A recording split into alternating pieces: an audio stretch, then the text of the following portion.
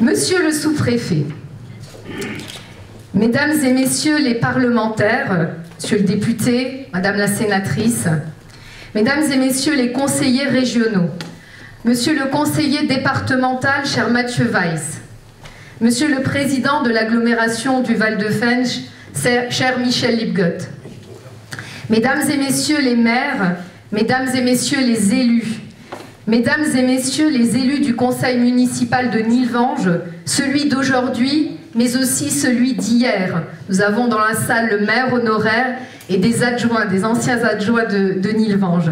Et j'ai pas vu monsieur le sénateur Mison aussi, que je salue. Merci Jean-Marie pour ta présence.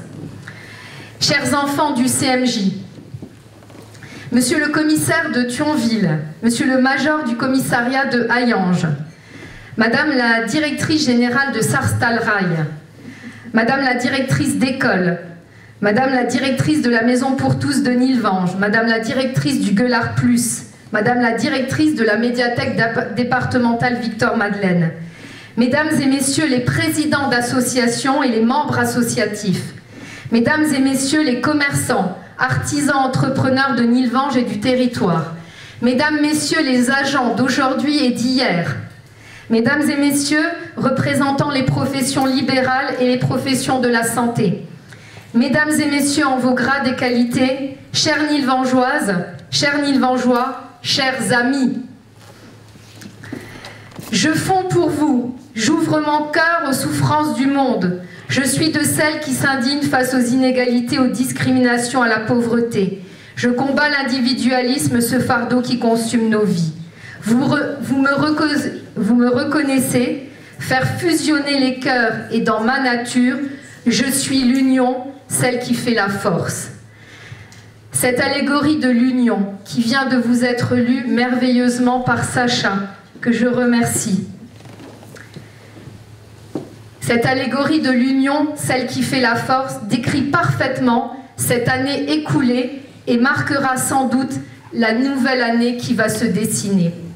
Cette union qui fait la force, c'est l'union des compétences et des envies, celle des élus, des agents, des citoyens investis, des enseignants, des bénévoles associatifs, des professionnels de santé, des entrepreneurs, des commerçants et artisans. C'est cette union, ces collectifs déterminés qui font la force de notre ville. Mes adjoints et conseillers délégués viennent de tracer avec justesse et concision les lignes directrices de cette année écoulée et les prémices de ce qui se construira en 2024 et dans les années à venir pour Nilvange. Notre cap est la réalisation du programme co-construit avec vous, chers citoyens nilvangeois, dès 2019. Passer des mots aux actes est le seul gage d'une confiance renouvelée entre les citoyens et leurs représentants. Nous en sommes convaincus. Tenir ses promesses, ses engagements, garder sa ligne ne peut se faire sans une équipe unie autour d'un but commun. Créer la ville de demain, celle qui protège, qui sécurise, qui est belle, où on se sent bien, celle qui cultive les espoirs de demain, celle qui s'inscrit dans la durabilité, celle qui anticipe les nouveaux enjeux, celle qui place la culture, le vivre ensemble, l'éducation, le sport au cœur de son projet de ville. Vous le savez, voilà 3 ans que nous défendons collégialement l'ambition de politiques de proximité qui répondent aux attentes des usagers et des citoyens, où l'action se fait dans des périmètres cohérents, car c'est la condition de l'efficacité, voire de l'efficience, donc porteuse de réalités concrètes pour tous. Une ville proche de ses concitoyens, des élus à l'écoute. France Service prend son ampleur. L'État a fait le choix de revenir sur des services publics proches du citoyen, et c'est tant mieux. La volonté de rapprocher les usagers des services doit être ici saluée, même si les collectivités les portant, comme Nilvange, souhaiteraient être davantage soutenus financièrement. À ce titre, et je me permets cette adresse à monsieur le sous-préfet, qui nous fait l'honneur de sa présence. Plus soutenu, car c'est un réel besoin. La satisfaction et les attentes des usagers sont nombreuses, et nous sommes fiers d'être aux côtés de l'État dans ce service de proximité renouvelé. Mais cette reconnaissance et cette attente des citoyens nous apprend quoi? Elle nous apprend que lorsque le service public s'éloigne du citoyen, alors nous perdons le citoyen, nous perdons sa confiance. Jour après jour, nous sommes remerciés. Mes agents du pôle citoyen sont remerciés pour l'aide qu'ils apportent au quotidien à des personnes quelquefois perdues face à la complexité administrative, face à la dématérialisation des procédures, face à la multitude de procédures souvent méconnues. Ne pas savoir, ne pas connaître, c'est souvent passer à côté d'un droit, c'est souvent échapper à un accompagnement, à une prise en charge, à une aide, et cela cristallise le sentiment d'abandon. Combien de personnes ne savent pas qu'elles disposent de tel ou tel droit? C'est donc un besoin réel que de retrouver une proximité de prise en charge multicritère et polyvalente. France Service permet d'y remédier.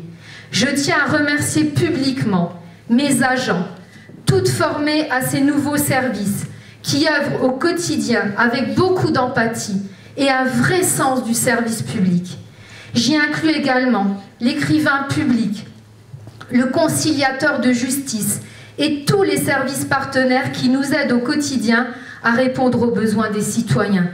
J'y inclus bien évidemment l'ensemble de mes agents de Nilvange qui œuvrent au quotidien pour la commune, pour ses citoyens. La maison commune n'a jamais aussi bien porté son nom. La maison qui accueille, qui abrite, qui rassure. Les Français sont attachés à leur mairie et on comprend pourquoi dans un monde toujours plus grand, plus opaque. L'union qui fait la force, c'est aussi chercher des solutions ensemble face à des besoins qui dépassent les simples compétences de la commune. Nilvange a un enjeu d'avenir, celui de reconquérir les espaces, reconstruire la ville sur la ville, pour se développer et non pas se recroqueviller, pour s'épanouir. Il nous faut reconstruire, rénover et innover, tout en préservant ce patrimoine unique qui sera une vraie force, un vrai atout à terme. Notre ville doit attirer de la population, elle ne doit plus en perdre. Mais pour cela, elle doit être attractive, elle doit loger dans de bonnes conditions, elle doit offrir des services essentiels. Notre future maison de santé est l'exemple parfait de ce que doit faire notre ville. Reprendre une friche, un bâtiment qui n'est plus adapté à l'ère du temps, mais stratégique par sa configuration, son implantation.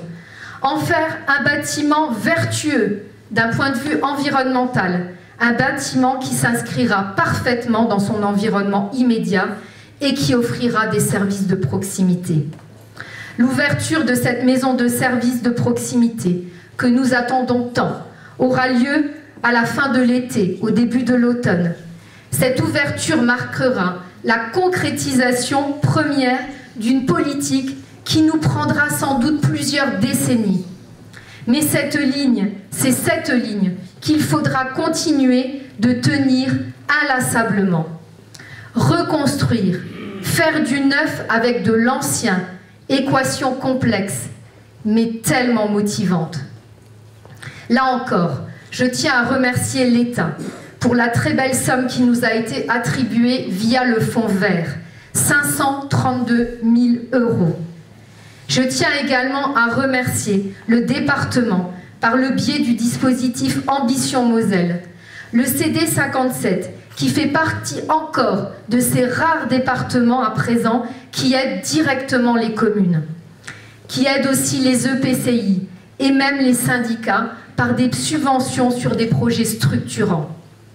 Je n'oublie pas la communauté d'agglomération du Val de Fensch, via le fonds de concours, et également la région Grand Est qui complète, dans une moindre mesure certes, mais essentielle tout de même, ce plan de financement. Sans toutes ces aides, rien ne serait possible. Chers partenaires, vous faites partie de cette union qui fait la force. Merci à vous. Demain, notre future plaine sportive va démarrer. Madame Schütz l'a très bien exprimé dans le petit film qui vous est passé. Cette plaine sportive se fera au bénéfice des familles, des enfants, des sportifs. Là encore, il s'agit de reprendre l'ancien pour lui faire prendre le virage de l'avenir. Mais je tiens aussi à dire ici à l'État qu'il faudra sans doute faire plus pour tout cela, pour se donner les moyens face aux enjeux. L'État doit aujourd'hui prendre conscience de la spécificité d'un territoire où le bâti est ancien et que pour demain, si on ne veut pas se retrouver face à des catastrophes structurelles, il faudra inscrire ces sites dans des politiques publiques ambitieuses. La politique de la ville doit aussi s'intéresser à ces lieux de vie. Alors peu à peu, à force de travail, d'écoute, à force de volonté et grâce à un collectif uni, Nilvange réussira à prendre cette nouvelle voie. Vous pouvez compter sur notre infatigable détermination pour marteler encore et encore ce message. Cette union qui fait la force, c'est aussi ce projet de fusion des intercommunalités, 2 intercommunalités sœurs. Je tiens à vous dire que nous avons pris collectivement le temps de la réflexion pour décider sur cette question, non pas a priori de telle ou telle position, en fonction de tel ou tel contexte ou alliance politicienne, mais pour peser les conditions, les opportunités et les contraintes d'un tel projet et pour décider de façon éclairée. Concernant les enjeux à servir, il nous semble aujourd'hui que cette fusion porte un intérêt réel, car la réalité de la vie de chacun de ses habitants nous rassemble. Un bassin de vie identique, l'utilisation de mêmes infrastructures en termes notamment de mobilité, en termes d'enseignement ou de santé.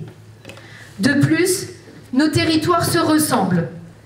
Ils sont denses, avec un nombre de communes et d'habitants équivalents, des compétences identiques, des fiscalités qui sont proches. Ainsi, il me semble évident que la construction de solutions pertinentes aux questions essentielles décrites ici, comme celles concernant les transitions environnementales, l'aménagement de l'espace ou du transfrontalier, ne pourra se faire qu'en respectant nos réalités de bassin de vie, car c'est à cette échelle qu'il nous faut répondre aux attentes. Par son importance, cette entité pourra porter une voix forte avec nos partenaires institutionnels comme la région, le Luxembourg ou l'État français. Par sa gouvernance, elle respectera le positionnement des communes, car la conférence des maires sera un organe essentiel. Rien ne pourra se faire sans l'accord des communes. Enfin, cette évolution n'implique directement aucune hausse fiscale, aucun transfert de compétences. Ne cédons pas aux sirènes de ceux qui distillent les peurs, les angoisses, pour instrumentaliser la fusion comme l'action de je ne sais quelle élite, de je ne sais quel système.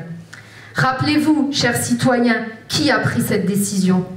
Des maires, des conseils municipaux, très souvent non politisés, des hommes et des femmes qui agissent au quotidien pour améliorer la situation de leurs concitoyens. Quel procès leur fait-on? Sans l'intercommunalité, aurions-nous le Gueulard Plus? Non. Aurions-nous la crèche? Sans doute pas. Comment aurions-nous géré l'accueil des gens du voyage? Comment aurions-nous géré la gestion de notre réseau d'assainissement et d'eau pluviale? Plus que vétuste, hors normes, contraire au bon sens environnemental. Des millions et des millions vont être engagés et sont déjà engagés pour résoudre cette problématique. Posons-nous les bonnes questions. Sachant défendre les actions et les réponses que nous avons collectivement décidées grâce à l'union de nos forces. Face au sentiment d'abandon, au sentiment de ne plus exister, je crois primordial de penser l'union comme étant une force de proximité, une force qui permette de construire des services qui répondent concrètement aux attentes collectives de chacun, en termes de santé, en termes de mobilité, de développement économique, d'études supérieures. Notre territoire a beaucoup de potentiel, de forts atouts, sachant les mettre en valeur. En hommage, pour faire sens et pour les faire miens, je me permets de redire ici quelques mots de Jacques Delors, grand humaniste qui nous a quittés récemment. Mon problème est de savoir comment trouver la meilleure façon d'être utile. Je suis profondément convaincue que cette union peut être utile au bien commun. Nous sommes profondément convaincus qu'ensemble, on va plus loin. Vous le savez, rapprocher, relier, partager, c'est le credo de l'union. C'est notre credo. Alors bien entendu, tant sur l'espace communal que sur notre territoire de Moselle-Nord et de la Moselle en général, beaucoup reste à faire. L'ensemble des enjeux essentiels restent à conforter, à affirmer, ceux de l'attractivité, de la mobilité, de démarches éco-responsables. La bataille de la mobilité doit s'engager. Toutes les mobilités. Celle qui permettra à chaque citoyen du territoire de circuler dans de bonnes conditions. À nos jeunes de se rendre dans leur établissement scolaire en toute sécurité. À nos citoyens de pouvoir se rendre au centre hospitalier. À des rendez-vous médicaux sur leur lieu de travail, sur notre territoire ou au Luxembourg. Avec de nombreux élus du territoire, nous avons pris la décision de prendre ce sujet à bras-le-corps, car nous sommes convaincus que ce sujet fait partie aujourd'hui des sujets essentiels du quotidien de nos citoyens. Alors oui, nous prenons sans doute là un risque, car le sujet n'est pas facile. Il nécessitera sans doute des décisions difficiles, mais il en va de l'amélioration du quotidien de nos concitoyens. N'est-ce pas là l'essence même de l'engagement politique ? Je suis convaincue que la victoire de la bataille de la mobilité sera intimement liée à la victoire de la bataille du rail. N'est-ce pas, monsieur le conseil départemental? J'y associe monsieur Maillard, qui nous a beaucoup et qui nous aide beaucoup sur ce sujet. Et j'y associe bien évidemment tous les élus de tous bords politiques qui sont convaincus de l'importance de ce combat. Dans cette ville qui construit des rails, je pense à la très belle usine Sarstal, dont les 3/4 de l'activité se situent sur le banc de la commune de Nilvange. Dans cette ville qui est traversée par les rails, aménagement réalisé à l'époque sidérurgique, comment ne pas défendre cette mobilité décarbonée? De plus, combien de villes de notre territoire sont traversées par ces rails? Combien de villes ont une ancienne gare?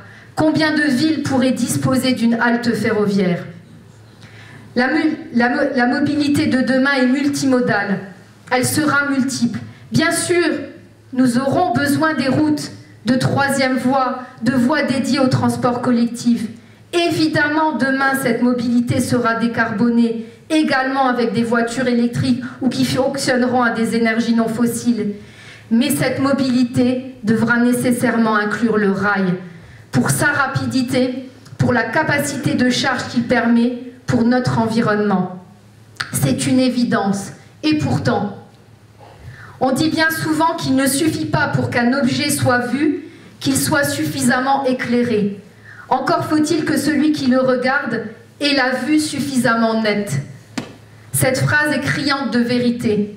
Alors à nous de veiller, chers élus, chers citoyens, Nilvangeois, Mosellans, à ce que la vue de chaque décisionnaire soit nette et non altérée. Toutes ces questions sont engageantes et intéressantes. Les prochaines années promettent donc d'être tout aussi denses, tout aussi pleines, et nous saurons être fidèles à nos engagements. Pour notre belle ville de Nilvange, son tissu associatif et sportif, ses commerçants, artisans et entrepreneurs, ses lieux de culture, ses professionnels de santé, ses professions libérales, ses services, ses enseignants, ses agents, ses élus, mais aussi pour notre vallée, notre nord mosellan, notre Moselle. Avec notre énergie, notre volonté, avec notre capacité à réaliser nos projets et à obtenir les résultats souhaités, nous continuerons à conduire nos politiques publiques dans un seul but, celui de faire avancer nos villes, nos intercommunalités, notre département et bien sûr notre pays. Car nous sommes convaincus que chaque habitant, chaque citoyen qui les compose le mérite, que notre communauté de vie le mérite, car le triomphe du bien commun est notre credo. Je vous souhaite à toutes et tous une très belle année 2024 où l'union sera notre force. Merci à tous.